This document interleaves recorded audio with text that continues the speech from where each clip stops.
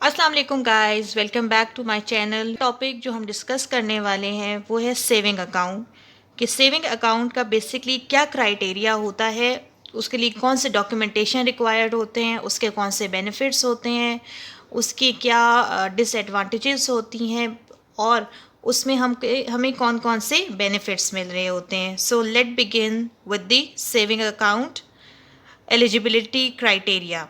ठीक है, तो उसमें आपको कौन कौन से डॉक्यूमेंटेशन रिक्वायर्ड होते हैं एंड कौन कौन से बंदे उसके लिए एलिजिबल होते हैं वो हम डिस्कस करेंगे।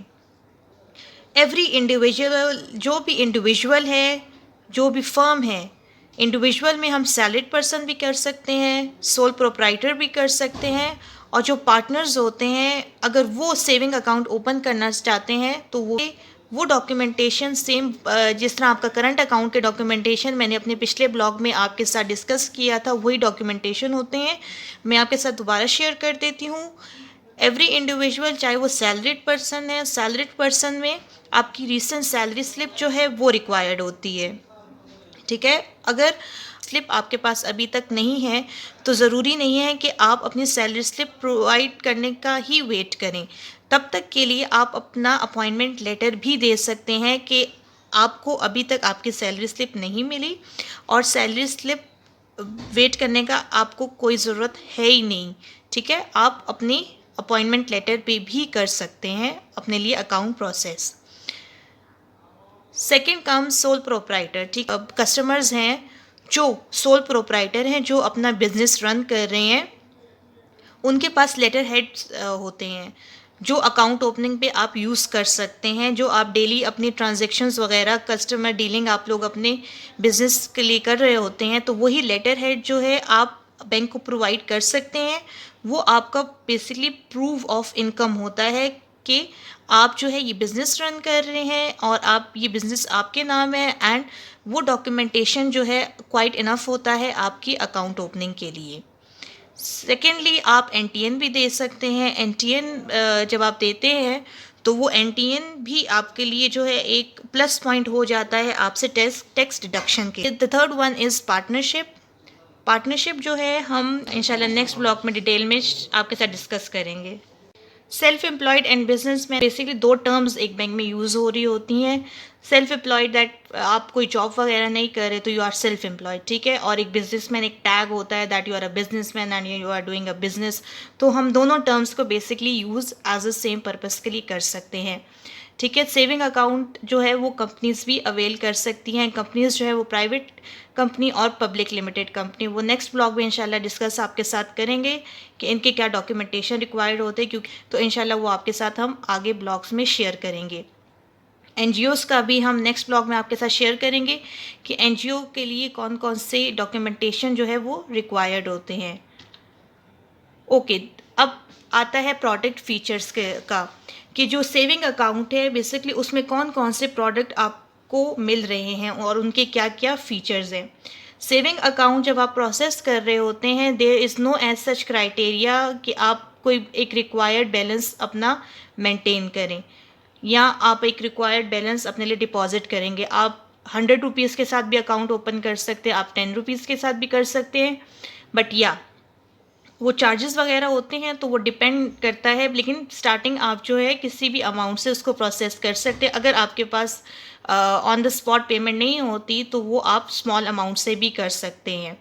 Next come SMS alert. आपको सेविंग अकाउंट में एसएमएस अलर्ट भी मिलते हैं, वो हर अकाउंट में आपको मिल रहे होते हैं, चाहे वो करंट अकाउंट है, चाहे वो सैलरी अकाउंट है, डिफरेंट अकाउंट्स होते हैं जो हम आगे और भी आपके साथ शेयर करेंगे। कैश ट्रांजेक्शन होती है, कैश ट्रांजेक्शन्स भी कर सकते हैं, ऑब्वियसली वो हर एक अकाउंट में आपके पास होती है। डेबिट कार्ड होते हैं, सेविंग अकाउंट पे आप डेबिट कार्ड भी अपने लिए अवेल कर सकते हैं, चेकबुक आप ले सकते हैं। लोकल रेमिटेंसेस और फॉरेन रेमिटेंसेस भी होती हैं। अपने लोकली किसी को पेमेंट करनी है या फॉरेन में आपको किसी को पेमेंट करनी है तो वो सेविंग अकाउंट के थ्रू आप कर सकते हैं। इसकी भी एक डिटेल डिस्कशन हम अपने नेक्स्ट ब्लॉग में आपके साथ करेंगे। फ़ंड ट्रांसफ़र, सेविंग अकाउंट में आप फ़ंड ट्रांसफ़र भी कर सकते हैं, डिजिटल बैंकिंग भी कर सकते हैं, क्लियरिंग भी कर सकते हैं, और ई स्टेटमेंट की भी अवेलेबिलिटी। ज़कात डिडक्शन के पास हमारे पास आते हैं tax and duties. Taxes basically जो है वो जो भी आपके डेबिट कार्ड पे या जो आपके डिफरेंट ट्रांजैक्शन पे आपके टैक्सेस कटिंग हो रही होती हैं, तो वो एज़ पर गवर्नमेंट लॉज और रेगुलेशंस आपसे टैक्सेस हो रहे होते हैं। अगर आप टैक्स पेयर हैं तो वो आप रिफ़ंड भी करवा सकते हैं, अगर आप टैक्स पेयर नहीं हैं तो वो गवर्नमेंट लॉज और रेगुलेशंस के मुताबिक ही आपसे कटिंग हो रही होती है। बेसिकली जो गवर्नमेंट रेगुलेट कर रही होती है तो वो उसके मुताबिक ही आपसे डिडक्शन हो रही होती है। नेक्स्ट इज़ ज़कात डिडक्शन, कि ज़कात कितनी डिडक्ट की जाती है। ज़कात डिडक्शन जो है वो एज़ पर द ज़कात एंड ऑर्डिनेंस 1980 जो है वो सेविंग अकाउंट से डिडक्ट की जाती है। बट या अगर आप ज़कात डिडक्शन से ख़ुद को सेफ साइड पे रखना चाहते हैं, मीन अगर आप ज़कात ख़ुद पे कर रहे हैं या जो आपको प्रॉफिट आ रहा है आप उस पर ख़ुद ज़कात दे रहे हैं, then there is no need of ज़कात।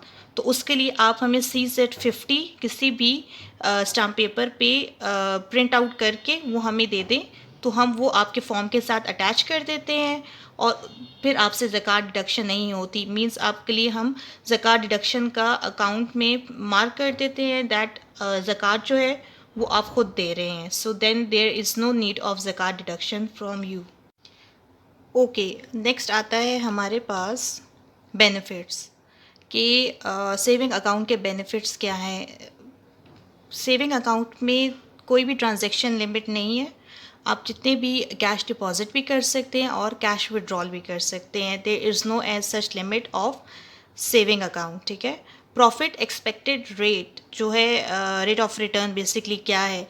सेविंग अकाउंट में जो आपको प्रॉफिट आ रहा होता है, ये चीज़ आपको क्लियर कर दी जाए कि वो हर मंथ वेरी कर रहा होता है। मीन जो स्टेट बैंक की तरफ से हमें प्रॉफिट रेट दिया जाता है वो वही प्रॉफिट होता है और वो हर मंथ जो है वो चेंज हो रहा होता है। Mean that is not static, या एक फ़िक्स अमाउंट का जो है आपको प्रॉफिट रेट जो है वो नहीं बताया जाता। Okay guys, this was the end of saving account. और इससे रिलेटेड कोई भी क्वेरीज आपकी हों तो यू कैन कमेंट, एंड मैं आपके उन क्वेश्चंस का आपके जवाब भी दूंगी और आपके लिए एक न्यू ब्लॉग भी बना दूंगी उन क्वेश्चन से रिलेटेड। कोई भी क्वेश्चन अकाउंट ओपनिंग से रिलेटेड हो तो आप पूछ सकते हैं मुझसे कमेंट के through, and I will be sharing that blog with you. तो मिलते हैं आपसे नेक्स्ट ब्लॉग में, तब तक के लिए अपना बहुत सारा ख्याल रखें। अल्लाह हाफिज़।